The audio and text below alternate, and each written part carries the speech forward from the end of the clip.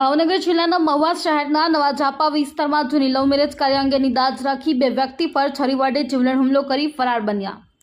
ભાવનગર જિલ્લાના મહુવા શહેરના નવા ઝાપા વિસ્તારમાં આવેલ ચમચમ રેસિડેન્સી પાસે અગાઉની જૂની દાજ રાખી બે વ્યક્તિઓ પર છરી વડે હુમલો કરવામાં આવેલ, જ્યાં પ્રાથમિક માહિતી મુજબ આયુબભાઈ નામના વ્યક્તિ દ્વારા જૂની લવ મેરેજ કાર્ય અંગેની જૂની અદાવતની દાજ રાખી છરી વડે હુમલો કર્યા હોવાનું જણાવ્યું હતું।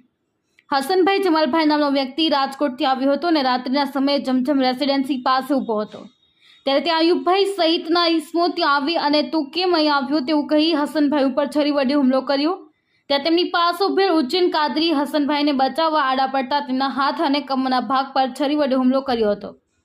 બંને ઇજાગ્રસ્ત વ્યક્તિને સારવાર અર્થે તાત્કાલિક સાટી હોસ્પિટલ લઈ જવામાં આવ્યા હતા। ત્યારબાદ હનુમંત હોસ્પિટલ લઈ જવામાં આવ્યા, ત્યાં હસનભાઈની તબિયત વધુ ખરાબ થતાં તેમને તાત્કાલિક ભાવનગર રિફર કરવામાં આવેલ।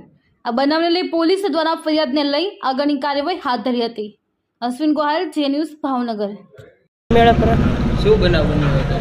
કાલે હું દુકાનમાં બેઠી હતી ને એ અયુબભાઈ ઉમરભાઈ કાળવતર છરી લઈને આવ્યા ને સીધા હુમલો કરવા માંડ્યા મારા દેવર ઉપર ને એક જો છોકરો બચાવવા ગયો ઉજ્જૈન કરીને તો એને છરીના ઘા મારી દીધા ને પછી મારા દેરને 3 ઘા માર્યા, પડખા 5-6 પડખામાં, વાહાના ભાગમાં, અને મેન ઇમરાનભાઈ બે થઈને એને બચાવ્યા ને એને છોડાવ્યા ને એને પછી એને ધમકી દીધી કે કોઈને દવાખાને લઈ જવામાં એને હું મારી નાખવા જ આવ્યો છું, હું એને પતાવી દઈશ, હું એને જીવવા નહીં દઉં। એ મારી છોકરી લઈ ગયો તો એટલે મને જીવવા તો નહીં જ દઉં કે મને રહેવા નહીં દઉં કે પેલા કોઈ જૂની અદાવત હતી? હા, એને 2 વર્ષ પહેલાં એને લવ મેરેજ કરેલા હતા। એ છોકરી એને બોલાવ્યા અને ફોન કરીને કે મને લઈ જાવ, નકર હું દવા પીને મરી જઈશ। તો મારા દેર ગયા ને એમણે લવ મેરેજ કર્યા, આજ લગ્ન કર્યા ને બીજે દિવસે પકડાઈ ગયા। એટલે પકડાઈ ગયા એટલે એ લોકો મારા દેરને હથિયાર લઈને 10 જણા મારવા દોડ્યા। એ લોકો છોકરીને લઈ ગયા અને મારો દેર હાથ છોડાવીને ભાગી ગયો, વાડીને કૂવો ઠેકીને વાડી ઠેકીને વયો ગયો।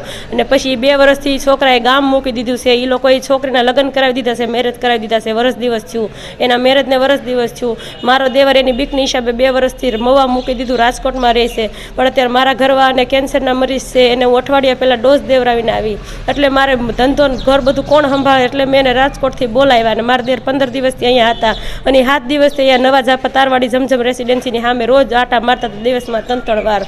અને કાલ પછી એને જાયા જોયું કે કોઈ માણસો બહુ છે નહીં, એટલે એને એકલા હતા એટલે એને મોકો મળ્યો અને આ હુમલો કર્યો। એને આવીને શરી ખુલ્લે આમ લઈને આવ્યા ને તરત શરીરના હુમલા ઘાસ કર્યા, આડે ધડ શરીરના ઘાસ ઝીક્યા એને।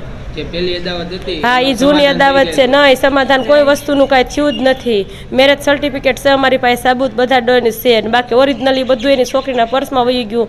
મારા દેરના ડોક્યુમેન્ટ, એના કપડાં, એની બધી વસ્તુ એ લોકો પાસે છે। એ છોકરી બેગ, કપડાની બેગ લઈને ભાગી હતી, એ લોકો એને છોકરીના મોટ બાપુ 3 મહિના પછી અમારી દુકાને આવીને માંગી ગયા, એના કપડાને બધું અમે જે કાંઈ હતું દઈ દીધું। પછી હું અમારા ડોક્યુમેન્ટ એની દુકાને માંગવા ગઈ તો મને જેમ ફાવે એમ ગાળું દેવા માંડ્યો, જેમ ફાવે એમ બોલવા માંડ્યો, ઉકારા તુકારા કરવા માંડ્યો। એટલે મેં એની ઉપર ગયા વર્ષે ફરિયાદી કરી તો એને મારી ઉપર ફરિયાદી કરીને મને આખો દિવસ પોલીસ સ્ટેશનમાં બેહાડી। મેં આ વખતે એ મારા ઘરવાળાની હિસાબે મેં ફરિયાદી ન કરી કે એ મારી ઉપર ફરિયાદી કરે તો હું મારા ધણીની સેવા કરું કે હું પોલીસ સ્ટેશનમાં બેહું। એ બી કે મેં પોલીસ સ્ટેશનમાં મેં આજ પહેલાં ફરિયાદી ન કરી કે એ ભલે આટા મારતો, અમે એને હિંમત માર દેરને દીધી કે તું બીમાં અને અત્યારે તાર ભાઈની આ મજબૂરી છે એટલે તારે મારો સપોર્ટ કરવો જ પડશે ને તારે દુકાને ઘડીક ઘડીક બેહવું જ પડશે।